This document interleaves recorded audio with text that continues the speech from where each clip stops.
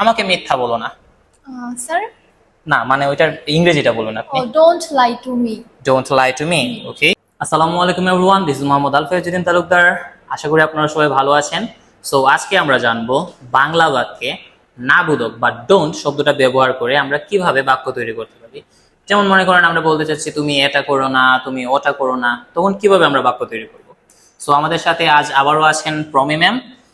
ওনার ইতিমধ্যে অন্য একটা ভিডিও আপনারা হয়তো দেখে নিয়েছেন, না দেখে থাকলে অবশ্যই চেক করে নেবেন একবার। সো ম্যাম, চলুন শুরু করা যাক, ঠিক আছে? আমি বলবো বাংলা আর ম্যাম বলবেন ইংরেজি। জিজ্ঞেস করো না, Don't ask. Don't ask. ওকে, কেঁদো না। Don't cry. ওকে, আমি কাঁদবো না। কথা বলো না, Don't talk. Don't talk. ওকে, কথা বলতেই হবে আমার, কিছু করার নেই। কষ্ট পেও না, Don't be sad.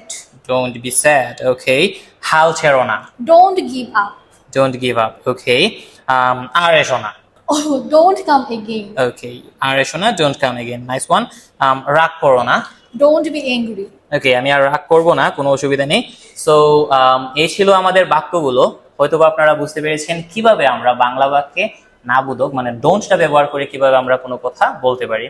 সো এরকম নিত্য নতুন আরো ভিডিও দেখার জন্য আমাদের পাশে থাকুন, চোখ রাখুন সার্ভেনিক্স ইউটিউব চ্যানেলে এবং প্রাক্সিস হবিগঞ্জ পেজটাতে। থ্যাংক ইউ, আল্লাহ হাফিজ।